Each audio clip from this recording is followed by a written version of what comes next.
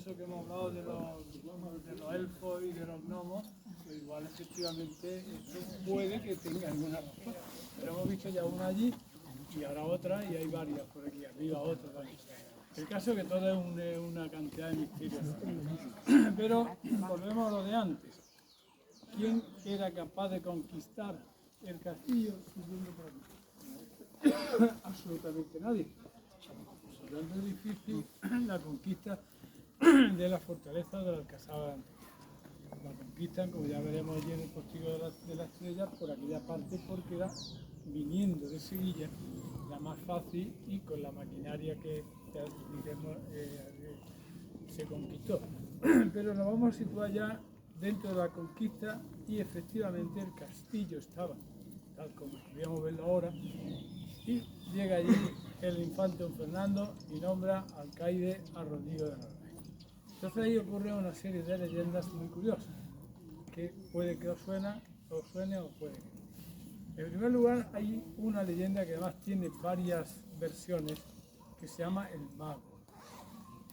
El Mago era un personaje misterioso que se le apareció al infante don Fernando diciendo que tenía un truco que está relacionado con esto que estamos diciendo de cuevas y de pasajes secretos, por el cual podría conquistar Antequera sin esfuerzo y evitando muchas muertes.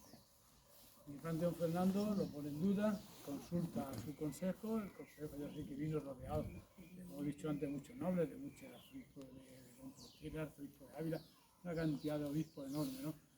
Y les dijeron que igual era un musulmán infiltrado, que no se fiase mucho de él y demás. El caso es que no le hacen caso. Y cuando, tras el esfuerzo que tenía por conquistar el infante Fernando, aparece él justo por la Torre de Hacho, apareció de un subterráneo y le dice: no me hiciste caso y mira lo que te ha costado. Y en ese momento desapareció. Una leyenda de un aviso que le dio este mago, no sabemos quién era ni nada, pero efectivamente se le volvió a aparecer cuando la conquista estaba ya a punto, pero que había sido muy dura. Por tanto, una de las leyendas, un aviso que no.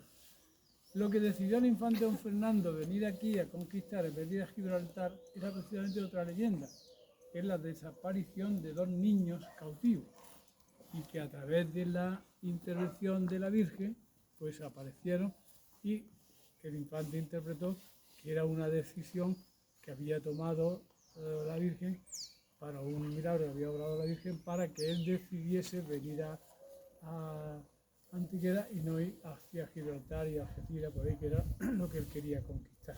La leyenda, por tanto, la de los niños cautivos.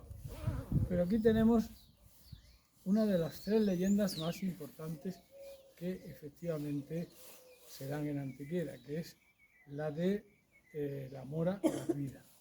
Había oído hablar de la mora garrida, ¿no?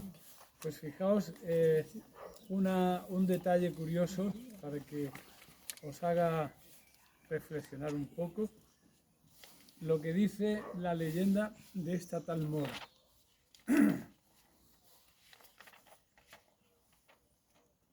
A ver si logro averiguarlo bien, pero en fin, si no lo digo, dice que era capaz, si lo encuentro porque es que es muy bonito, si viendo cosa tan lucida, toda mi vida estuviera abajo en la descendida, vi de Amorica Garrida pasear por la ribera. Pero dice que era tal que era capaz de poner a hervir a todo mamífero que tuviese sangre caliente. O sea, ¿cómo sería esta buena mujer? Pero la leyenda es muy curiosa, es muy fácil. La leyenda es que hay tres personajes. Uno es la mora garrida, que la describe magníficamente, una mujer de una belleza enorme, que paseaba todas las tardes por estos alrededores, porque habla del monte San Cristóbal, que es aquel.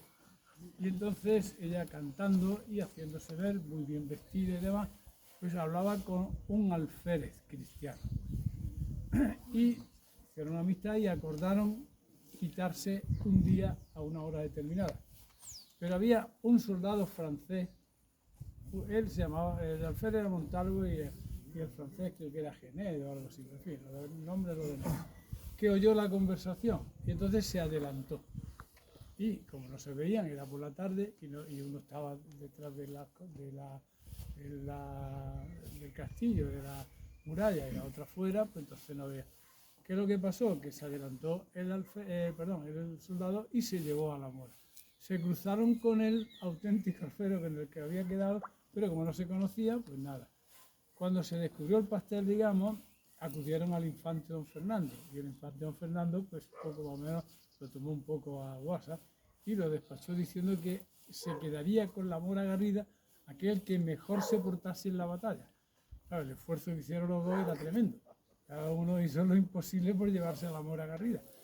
Y al final pues hizo lo que tenía que hacer, que se la dio a aquel con el que había quedado primero y que tenía todos los derechos sobre ella. Es una versión muy curiosa que después, en otro de las paradas, haré alusión a otra leyenda que es el Cruzado de Béjar, que es una mezcla. Aparecen estos dos personajes, aparece la mora garrida, pero al final resulta que uno de ellos era mujer también. Como siempre ocurre, la vez que hay eso en la literatura popular muy frecuente.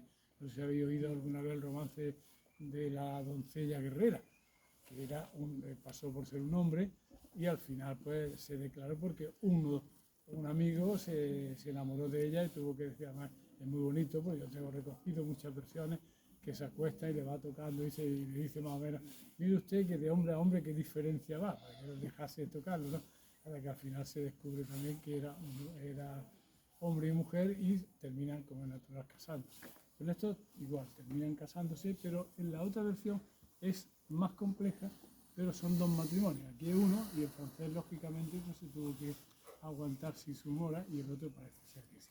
Por lo tanto, ese es muy importante. Otra de las leyendas es el Guadí Arabella. Aquí estaba como jefe del castillo el Guadí Alcarmín, se llamaba así. Y vino otro Guadí de Ronda, de Turunda, que se llamaba Arabella.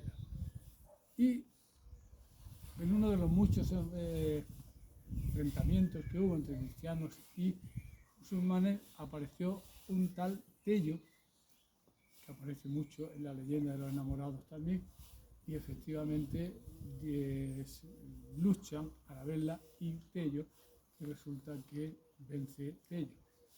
Entonces los musulmanes, cuando ven que su amigo, Al-Carmén, cuando ve que su amigo está herido, Arabella, pues manda a la tropa. Pero el amigo, que se había hecho amigo de Tello, pues salió a su encuentro diciendo que no, que eran amigos, y lo defendió.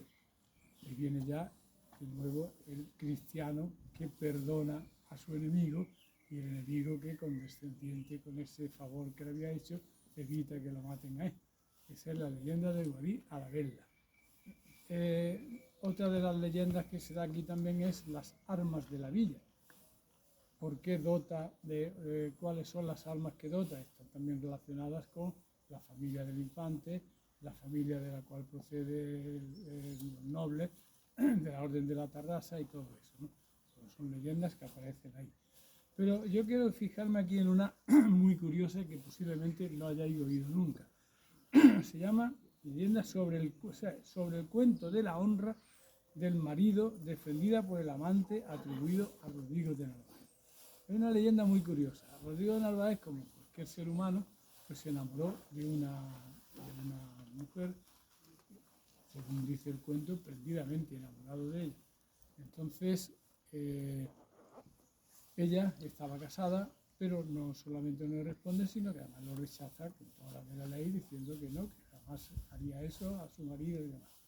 Pero mira por dónde el marido necesita ayuda económica, creo que era, y entonces acude al infante don Fernando, y el infante don Fernando le concede esa ayuda.